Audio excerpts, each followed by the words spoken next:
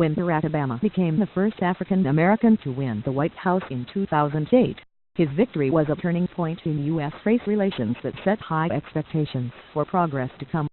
Nearly 8 years later, with Donald Trump and Hillary Clinton attacking each other over racial politics, the legacy of Obama's presidency looks decidedly mixed, black leaders said. To some, the tone of the Republican presidential nominee's campaign, as well as a recent series of racially charged shootings involving police, show that the United States has come no closer to overcoming its history of racial strife.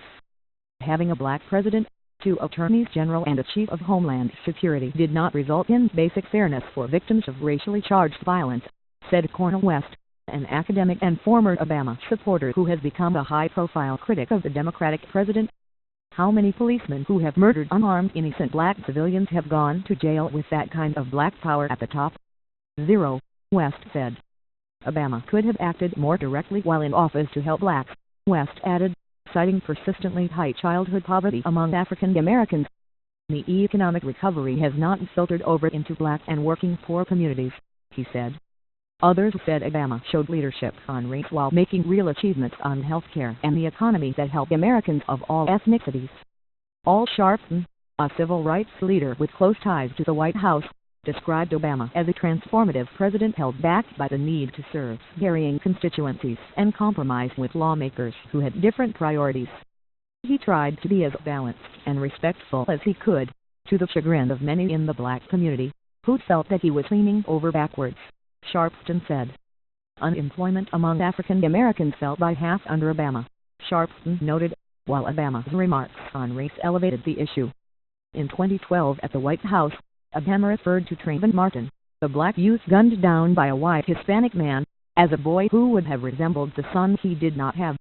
"We've never had a president do that," Sharpton said.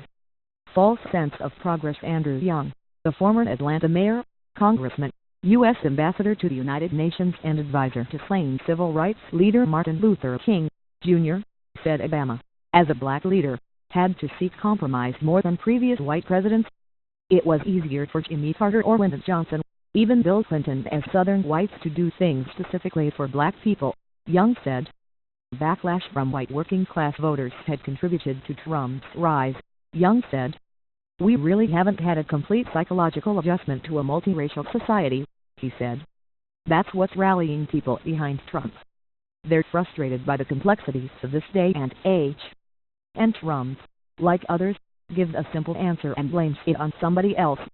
Clinton, the Democratic presidential nominee, blasted Trump on Thursday as a divisive candidate who was stoking racist groups. Trump criticized Clinton, saying she had let black Americans down and was falsely labeling Republicans as bigoted. Clinton's supporters were more likely to want to address race relations than Trump's supporters, the Reuters/Ipsos opinion poll of more than 2,800 people found in late March.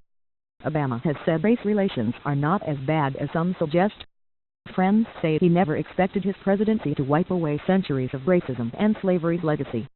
To expect to erase all of that legacy of injustice or racism and discrimination in 8 years is unrealistic, said Valerie Jarrett, a White House advisor and close Obama friend. Were there people who probably had a false sense of progress based just on an election? Sure, she said. The administration wants to advance criminal justice reform legislation before Obama leaves office, aiming for a win on an issue watched closely in the black community. But prospects of passage in Congress during an election year are uncertain.